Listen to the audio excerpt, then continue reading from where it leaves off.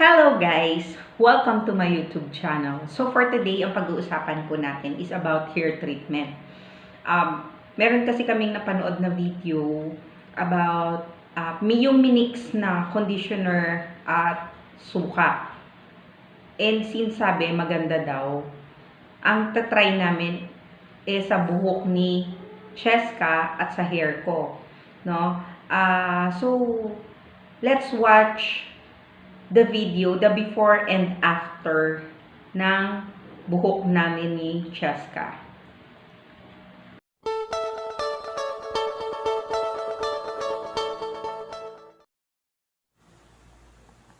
At ang gagamitin po natin, hair conditioner, vinegar, and of course, yung mixing bowl at hair color brush. Okay, so, i-mix na po natin. Ilagay ang conditioner. Yung pinakita namin sa video is dalawa lang sachet ng conditioner. Pero dahil makapal yung hair ni Cheska, ginawa po namin 3.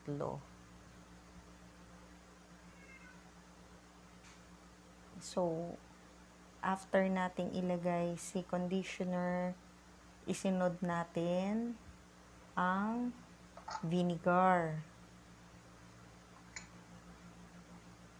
Mas maganda yung mas marami ang vinegar and then i-mix natin maigi.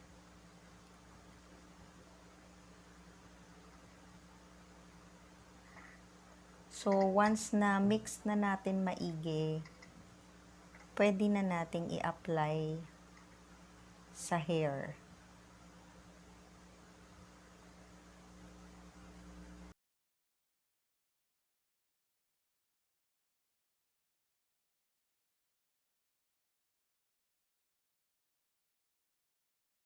So, ayan guys, magsisimula na po tayo. Ito na po yung na-mix natin na cream silk and suka. Okay? Take note, hindi po ito sponsored, no? Hindi po kami sponsored ng cream silk or even ng dato puti. Actually, ito, nakita ko na to last month sa isang coach ng Bacolod, no, na ginawa niya sa anak niya. And effective siya. So, ngayon lang namin naisipan. Of course, kailangan nating mag-hand gloves. Kasi ako para sa akin, medyo matapang kasi yung suka. So, mas advisable mag-hand gloves tayo. Okay? And then, eto na siya. Pasensya na po, medyo maingay kasi may nagpupukpok sa taas dun sa apartment. Okay?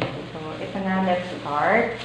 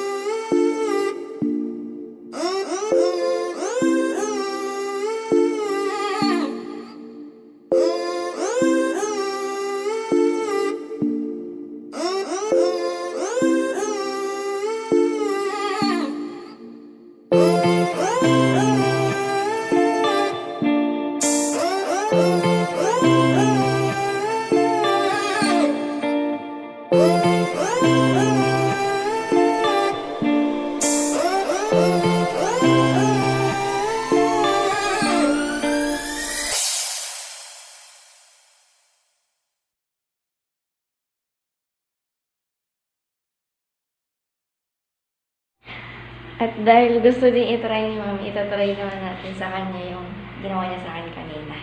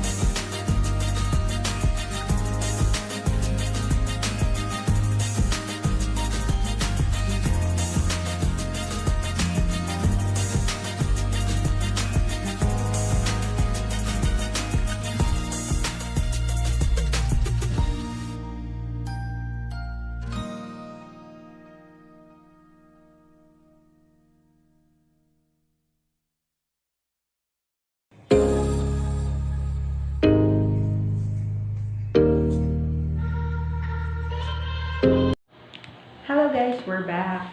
So, eto na. Tapos na namin i-shampoo yung hair namin. And nakita ko, ako kasi dito marami akong dry tangles, ganon. Ano siya, hindi naman siya actually nawala, pero yung pagka-dry niya at saka yung parang pagka-frizzy niya, nawala siya. And at the same time, before kasi yung dito ko, pag after kong maligo, nagtitikwasan siya. Pero ngayon, hindi naman. So, maganda talaga siya. Tsaka mas lumambot yung buhok ko. But, kay Cheska, mas nakita namin yung result niya. Kasi, before talaga, after niya maligo, yung buhok niya, yung buhaghag. buhaghag siya, tapos medyo matigas.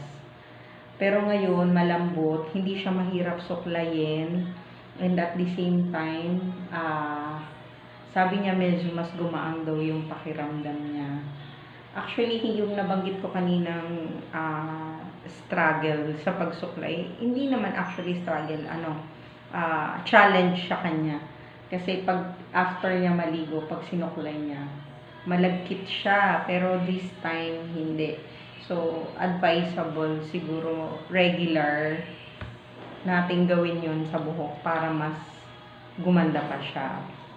Kagaya ng mga buhok namin, kasi actually ako, hindi naman to rebonded, pero Brazilian kasi yung ginawa sa akin. But since yung before nga ako Brazilian, yung hair ko from here, dati from here hanggang dito, kinky siya. Kasi nga nasira sa kakareban.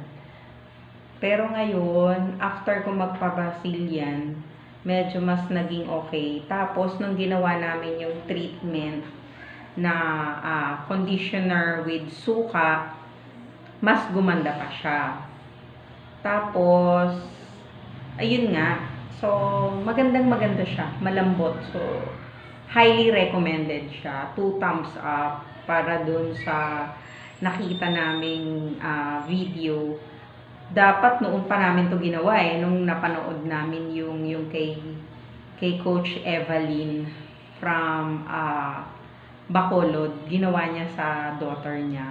Maganda siya. So, sa kanya, ngayon, sa akin, masasabi ko na talagang maganda siya. So, that's all for now, guys. And once again, please like and share my YouTube channel, and please subscribe.